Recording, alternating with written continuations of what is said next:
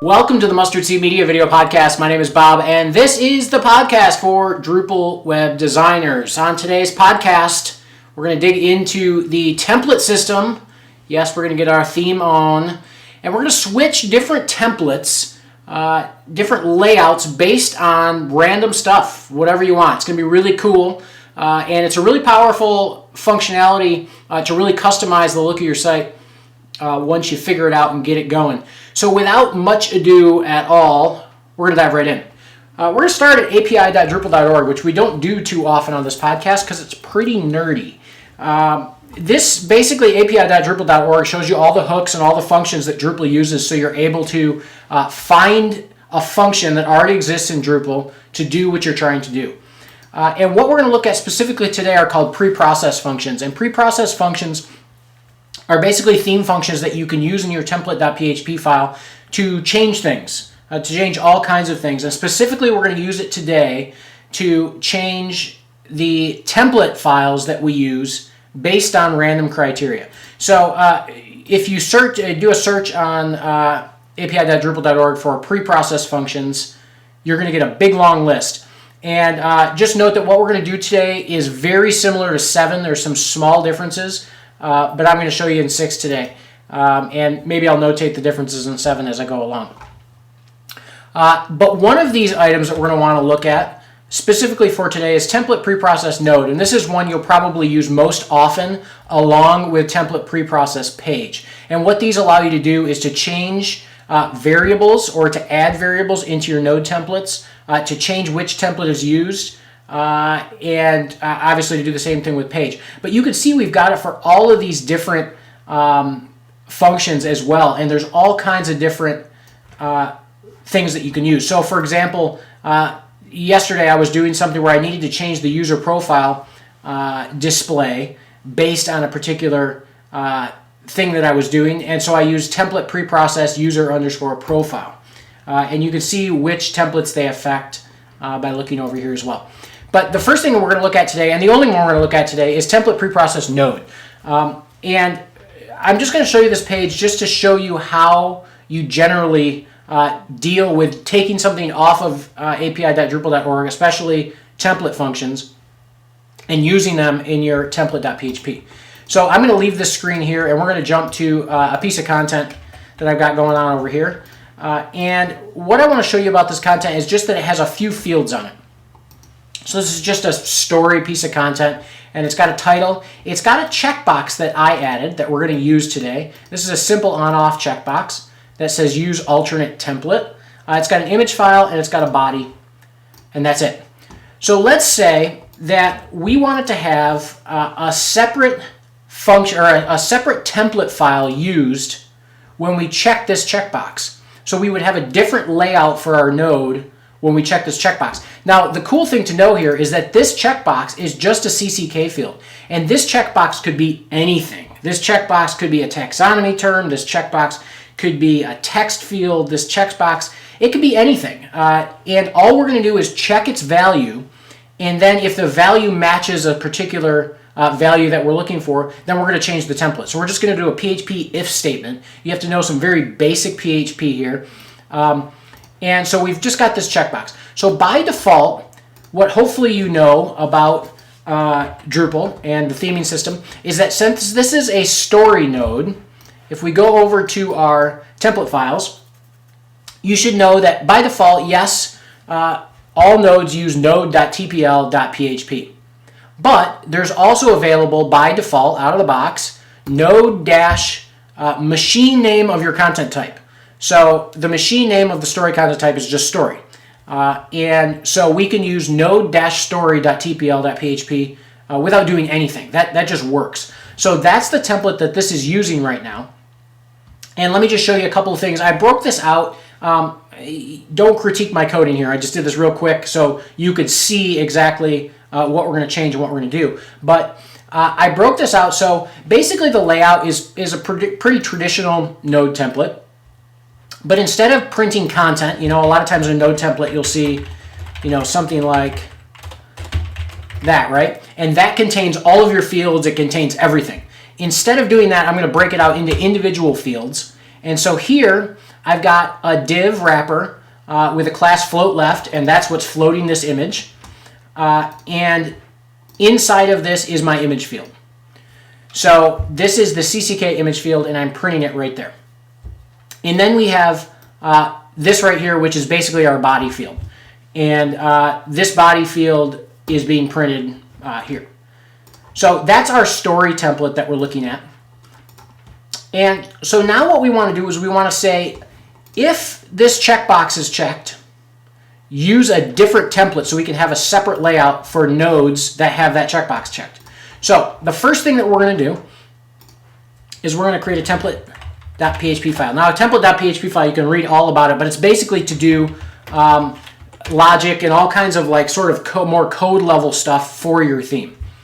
So we're going to start with just PHP, and now we're going to go back, and the function that we want to use to be able to change our node template is back on api.drupal.org. It's this template preprocess node. So what I'm going to do is I'm going to copy the function's first line, and I'm going to drop that into my template PHP, and I'm going to end my my function with a bracket. Now with template files, here's what you need to know. This template piece right here, the first thing in the name of the function, you need to change to your theme name. So if you look over here, you'll see I'm using the Aqua Marina theme, and so I'm going to just change it to Aqua Marina preprocess node, and now I'm going to save that. And the first thing I'm going to do after I save that is I'm going to go in and I'm going to visit my themes page. You can also clear cache, and that usually does it, but sometimes with certain configurations it doesn't.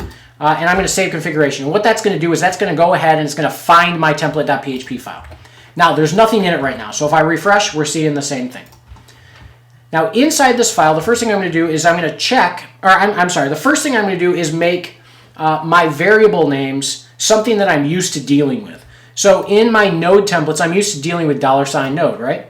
Well, in my preprocess function, I'm going to do variables, because the variables, all the variables that are available in this function are passed to me right here. And so there's a variable in there called node. And so that is my node variable. So what I'm going to do is I'm going to make it easy on myself, and I'm going to set a variable of node equal to that. So now I can just move through and operate as I normally would in a node template because I have this familiar looking node variable. So I'm going to now check to make sure first that we're dealing with a story node. So I'm going to say if node type equals story. And now anything inside this bracket is only going to pertain to story nodes, which I'm dealing with. And now I'm going to say if node field, let me see what that field name is. I forget. Oops, I'm not going to find it there. I believe it's called other template. Yep. So I have this field name. This is my checkbox, field other template. So if I go in and I say node field other template, and I'm only going to be using the first one because it's only a checkbox, so 0, and I'm digging into my array here, value, if that equals true, which I set my values to true or false in the display. But if this was maybe a CCK field or something, I could check for anything here. Basic PHP, if my field equals whatever I want, then do something. And the thing that I'm going to do is switch the template.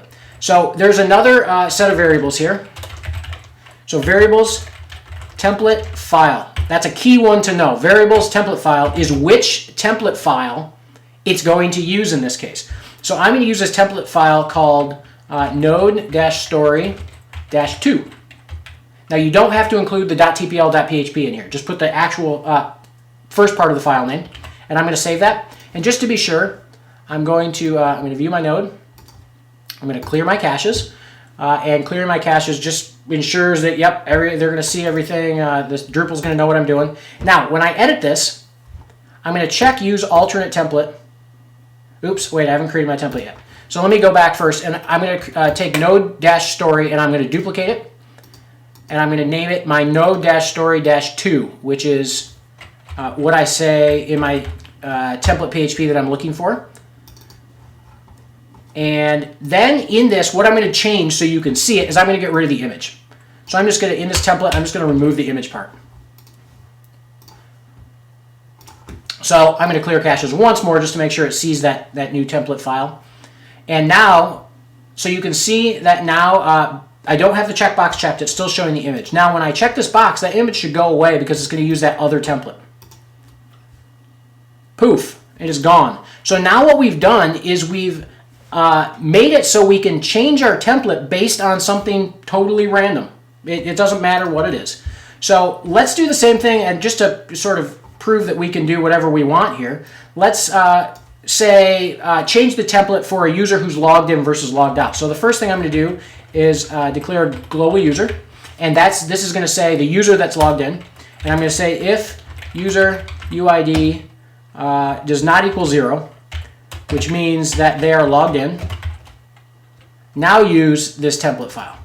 So I'm going to clear my caches again. And so now that I am, I'm sorry, I probably should have done if equals 0 just to make it clear. So now I am a logged in user and I'm seeing this template. But watch what happens when I log out. And I view it. I now see this other template, which is for logged out users. So a very cool way to switch templates based on basically whatever you want. Taxonomy terms, CCK fields, user status, user roles, anything you can dream up that you can get into with the preprocess functions, you can switch your template based on that. Very powerful functionality.